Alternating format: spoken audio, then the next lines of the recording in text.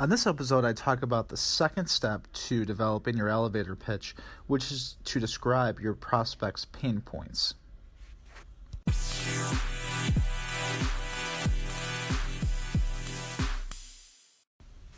Hello, everyone, and welcome to episode 81 of the Lawyer Lifestyle Podcast for January 10th, 2019. My name is Dave Scriven-Young, an attorney from Chicago, Illinois, and I'll be your host. This podcast takes you on a daily journey to discover key principles in the areas of marketing, sales, and leadership for attorneys. So, we are continuing to work through Steve Fretzon's The Attorney's Networking Handbook, and we had talked yesterday about developing an infomercial, what Fretzon calls an infomercial, some people call an elevator pitch, and we went through step one, which was to have this plain statement of who you are and what you do. And my statement was, I'm a litigation attorney helping to solve business disputes and environmental and construction problems. I hope you did your own statement. Now we're going to go to point number 2, which is to describe your prospect's pain points. And I think this works very well, as Fretzon talks about in his book. Usually when people give an elevator speech or you hear sort of an introduction of someone as you're going around the room in a bar association meeting or something like that, oftentimes you hear someone just saying, what they do in terms of practice areas, and they don't really talk about the type of clients or what's going on with those clients as to why they would be helpful to them. And so you're basically just bragging about yourself, and it's uncomfortable. And so what Fretzon says is you want to go the opposite way. You want to talk about the pains that the people may have that your services can alleviate. So, for example, he gives an IP attorney's pain statement might be, we typically help people who are unaware that their business name is at risk. What if you had to rebuild your respected name all over again? And again, I think that's very helpful for someone who has just a niche practice in one particular area of the law, and you can do that for your folks.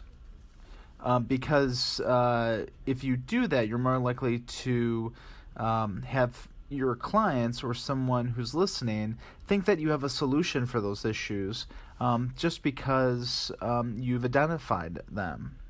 So you know what your potential clients are facing, and therefore you may have a solution, a good solution for them, and that's why they may want to hire you or at least be interested in hiring you. And so he recommends 2 or 3 pain statements. So I did 2 statements, and again, I have a varied practice, commercial litigation, environmental, construction, a little bit of employment here and there. And so what I have as a statement, and maybe it's a little more vanilla than it should be, but here we go. So I said, we typically help businesses that have been sued or damaged in some way. We also represent companies that are being targeted by government agencies for enforcement or need to navigate a regulatory scheme.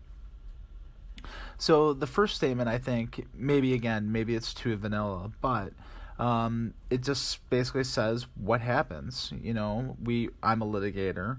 Our clients are sued, or they've been damaged in some way, and therefore they need to sue someone else or another company. And then on the sort of construction and more on the environmental side, talking about being targeted by government agencies for enforcement or need to navigate a regulatory scheme. So that last part, navigating the regulatory scheme, can be a lot of different things. For example, on the employment side, going through the Illinois Department of Human Rights scheme or the EEOC scheme. Typically, what I do is more on the environmental side. So, of course, trying to get through maybe a permit on the EPA side or the Illinois EPA side. So those would be sort of my 2 statements. And so what I want you to do for your daily action item is to write down your 2 or 3 pain statements. So thinking about the type of clients that you represent, whether they're individuals or businesses or both, But you want to do sort of more what's typical. So if you represent more individuals, then you want to say, we typically represent individuals in these scenarios. If you more typically represent businesses, then you want to talk about your business clients, because I think what you want to do in your elevator speech is give some idea of the typical client that you represent, and you can do that in your 2 or 3 pain statements. So there you go. You have your daily action item, and I think that's it for now. Don't forget to hit me up on social media. I would love to hear what your pain statements are as you develop your elevator pitch.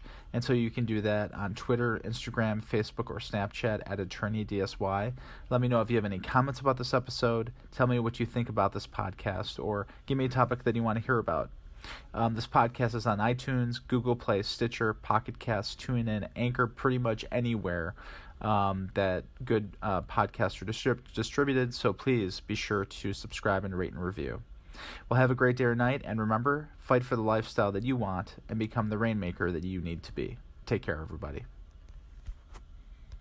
The podcast you just heard was made using Anchor. Ever thought about making your own podcast? Anchor makes it really easy for anyone to get started. It's a one-stop shop for recording, hosting, and distributing podcasts. Best of all, it's 100% free. Sign up now at anchor.fm/new. That's anchor.fm/new to get started. On this episode, I talk about the second step to developing your elevator pitch, which is to describe your prospect's pain points.